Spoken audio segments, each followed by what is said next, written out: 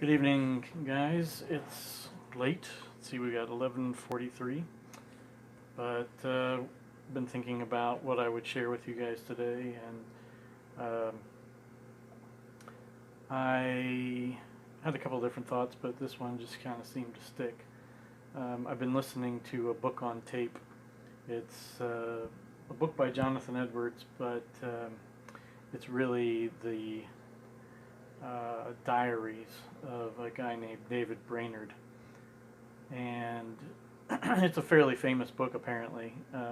It's just called The Life of David Brainerd or something like that.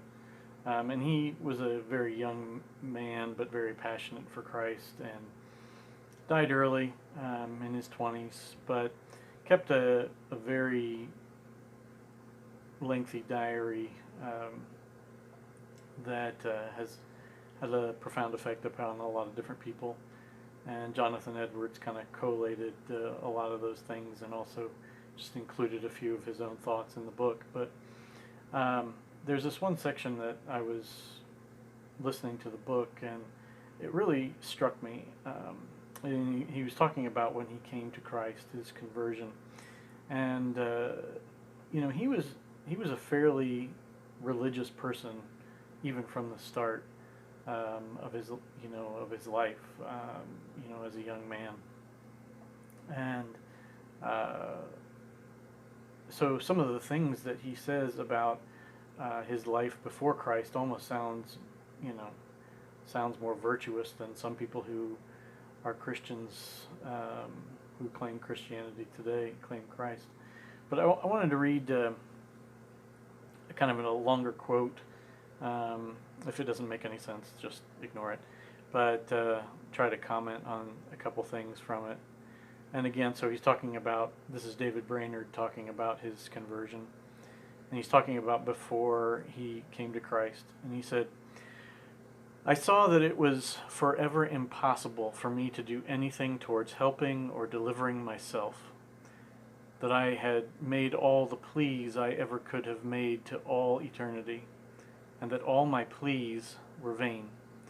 For I saw that self-interest had led me to pray, and that I had never once prayed from any respect to the glory of God.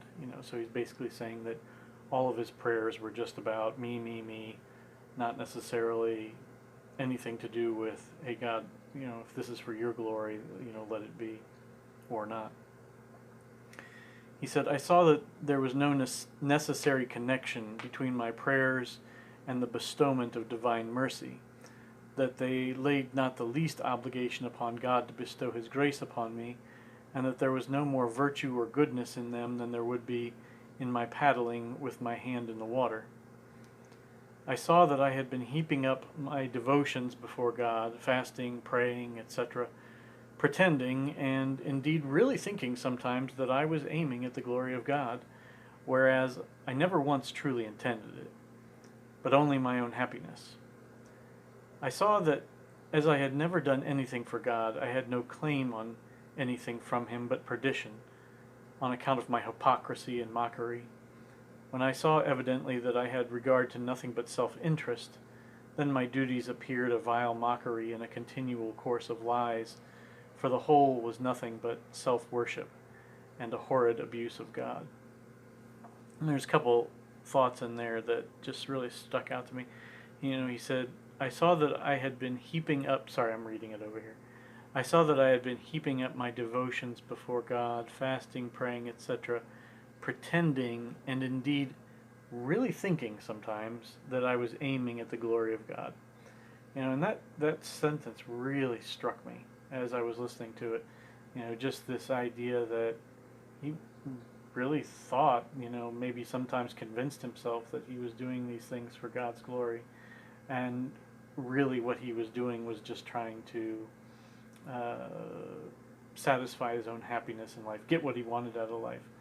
And, I think the reason that really struck me is that there are areas of my life that I look at and I think, am I doing it for God's glory? Or am I doing it just because I want to be happy in one particular area? And I think, I hate to say it, but one of the biggest areas is lust and sex and those kinds of things. It's like, am I really interested in being married for the glory of God, or am I just interested in being married for sex?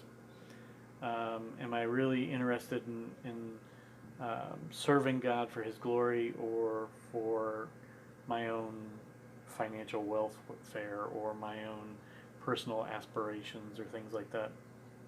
And I don't know. That really struck me, that there still may, after walking with Christ, or Christ walking with me, as the case probably is more said, that over the course of time, there are still aspects of my being that are just seemingly unsubmitted to Christ, and that I'm just pursuing my own happiness. I'm pursuing whatever I think is best, instead of truly pursuing the glory of God in every single area of my life.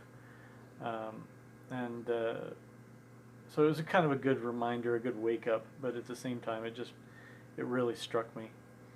And then lastly, he said, when I saw evidently that I had regard to nothing but self-interest, then my duties appeared a vile mockery and continual course of lies, for the whole was nothing but self-worship. And I think that, that whole idea of, when we're just pursuing our own glory, when we're only pursuing our own desires, our own happiness, we're really just worshiping at the feet of self-interest, and how important it is to let go of that, and to really seek to live for God's glory in all things. So that's it, and I look forward to talking to you guys soon. Love you.